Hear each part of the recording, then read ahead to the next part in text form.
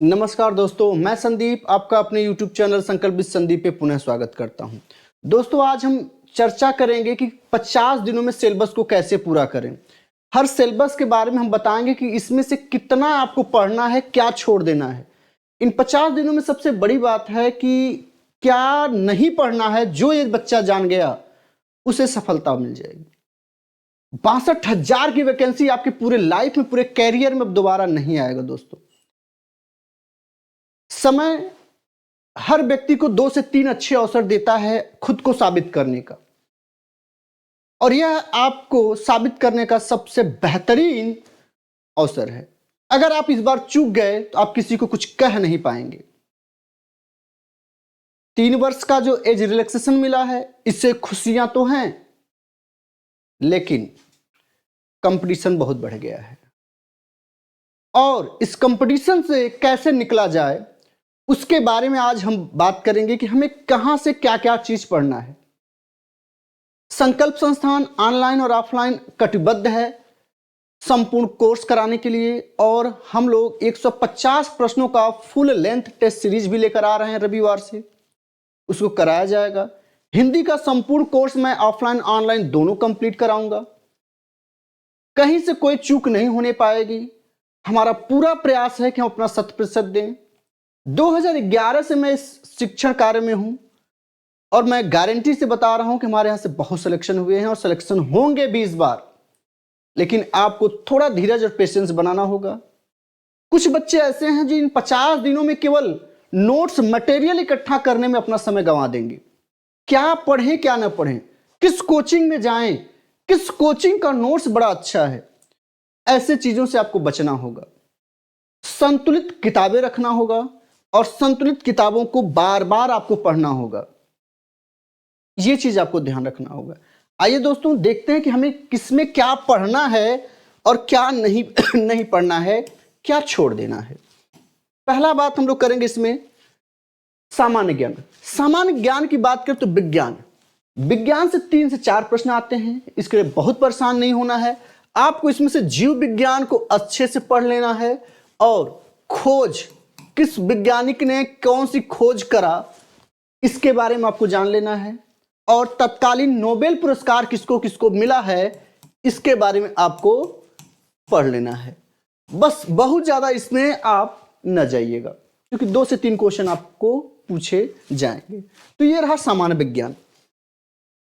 अगर हम भारतीय इतिहास की बात करें तो इतिहास एक बड़ा सिलेबस है, बहुत लेंदी सिलेबस है।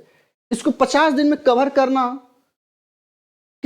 करने की सोचने की बात तो बहुत दूर है। कवर होगा कहां से? लेकिन इसमें आपको सबसे ज्यादा महत्वपूर्ण बिंदु क्या है? आपका आधुनिक भारत। आपको आधुनिक भारत के इतिहास को बहुत ही अच्छे से पढ़ना होगा। आधुनिक भारत के इतिहास को बहुत ही अच्छे से पढ़ना होगा दोस्तों। इसमें भी आधुनिक भारत के इतिहास में आपको क्या क्या पढ़ना है, यह आपको जानना होगा। पहले 1857 की क्रांति को आपको देखना होगा। इसमें 1857 की क्रांति, राष्ट्रीय आंदोलन देखने होंगे। इसमें राष्ट्रीय आंदोलन देखने होंगे, किताबें देखनी होंगी, पत्रिकाएं देखनी होंगी, और महत्वपूर्ण जो आपके क्रांतिकारी हैं, समाज सेवक हैं, समाज सुधारक हैं, और राष्ट्रीय कांग्रेस, ये चीजों को आपको अच्छे से देख के जाना है। मुगल वंश जो है, यानी मध्यकालीन भारत, उसको थोड़ा कम भी देखेंगे तो भी चलेगा, लेकिन इसके बाद आपको प्राचीन इतिहास पे फोकस करना होगा। प्राचीन इतिहास, ठीक है दोस्तों। तो इतिहास में इतना ध्यान रखना है। बाकी हम लोग जो चीजें करा रहे हैं वो आपके लिए सफिशिएंट होगा। बात करें संविधान की तो लूसेंट सामान्य ज्ञान आप ले लीजिए। लूसेंट सामान्य ज्ञान का किताब आप ले लीजिए। वो बेहतरीन किताब है यूपीपी के लिए। समय कम है, एक ही किताब को बार बार पढ़िए। 10 अलग अलग किताब पढ़ने से अच्छा है एक ही किताब को 10 बार पढ़िए। भारतीय संविधान, उसमें जितना दिया हुआ है उसको आप अच्छे से पढ़ लीजिए। इसमें पढ़ना क्या क्या है? तो आपको मुख्य रूप से पढ़ना है कि हमारे संविधान का स्रोत क्या है, कहां कहां से लिया गया। फिर आपको राष्ट्रपति, प्रधानमंत्री, न्यायालय और संविधान संशोधन को अच्छे से पढ़ना है। भाग कितने हैं, अनुच्छेद कितनी हैं, अनुसूचियां कितनी हैं, किस अनुसूची में क्या है, ये विशेष रूप से आपको ध्यान देना होगा संविधान में।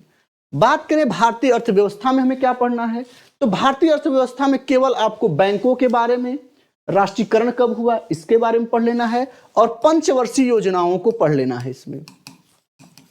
और इसमें क्या पढ़ना है आपको, ध्यान रखिएगा, जनसंख्या देख लीजिएगा, जनसंख्या देख लीजिएगा। और इसमें आपको क्या देखना है, इसमें जितनी समितियां बनी थी, समितियां जैसे गायपोरिया समिति किससे संबंधित है, सरकारिया समिति किससे संबंधित है, और अर्थशास्त्र रिलेटेड करंट को आपको पढ़ना होगा, करंट। बस यहां से आपके कवर हो जाएंगे। भारतीय कृषि में आपको दोनों पढ़ना है, भारत के कृषि को भी देखना है और उत्तर प्रदेश के कृषि को देखना है।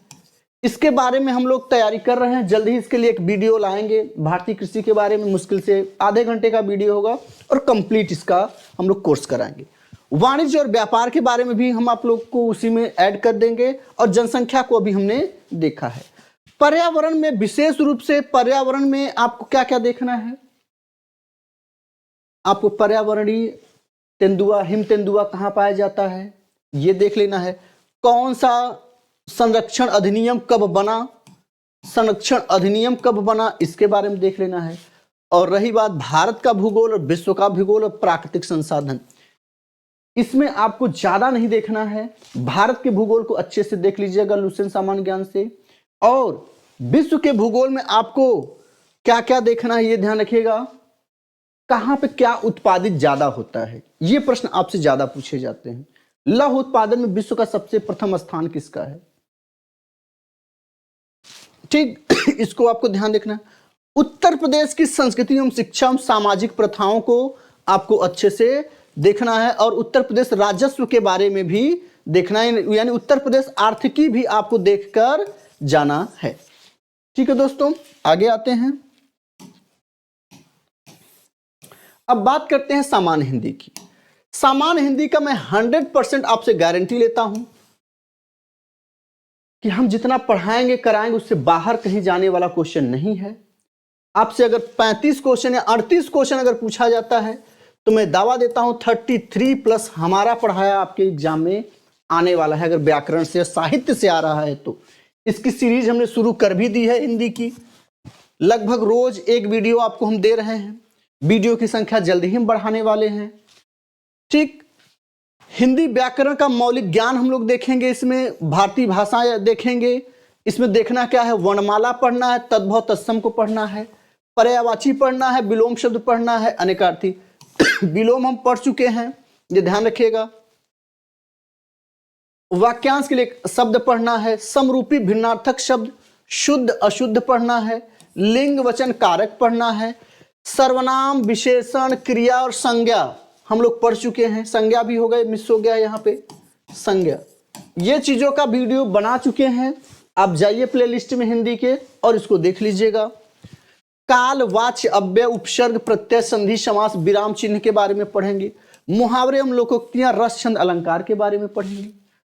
अपठित गद्यांश से आपके 3 से 4 क्वेश्चन रहेंगे, इसको देख लेंगे। और जितने प्रसिद्ध साहित्यिक रचनाएं और विधाएं हैं, इसकी एक हम मैराथन क्लास लाएंगे। और अगर मैराथन उपलब्ध न हो सका तो कम से कम 3 वीडियो में हम पूरे साहित्य को कवर कर देंगे, और आप एग्जाम दीजिएगा, आपको समझ में आएगा कि कितना क्वेश्चन इससे आया और बना। ठीक है दोस्तों, आइए आगे चलते हैं।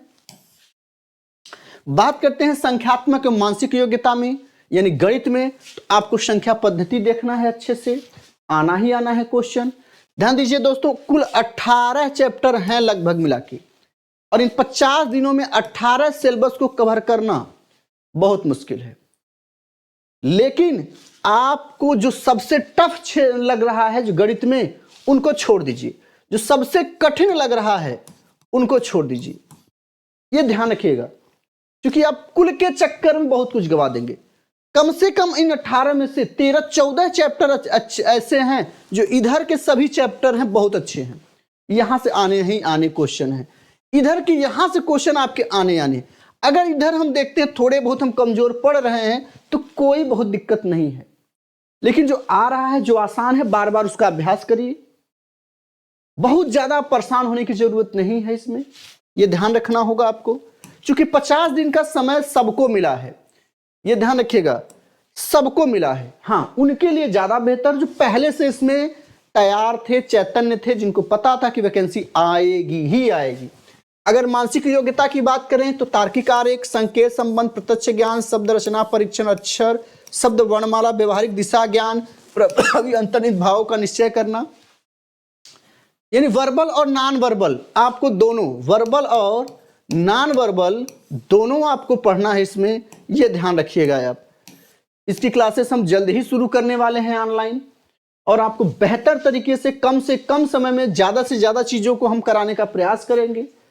इसके लिए आप ध्यान दीजिएगा, ठीक है। इसका आपका पूरा सिलेबस आप इसका शॉर्ट स्क्रीन ले लीजिए और इसके लिए तैयार हो जाइए, ठीक है। बात करते हैं बुद्धि लब्धि की, तो बुद्धि लब्धि में भी आपका वही चीज है जो रीजनिंग की बातें हैं, रीजनिंग ही है। इसका भी शॉर्ट स्क्रीन ले लीजिए। आपको पढ़ना कौन कौन सा चैप्टर है, पता चला जो चैप्टर पढ़ना वो न पढ़ के आप दूसरा पढ़ रहे हैं, तो इसका भी शॉर्ट स्क्रीन ले लीजिए।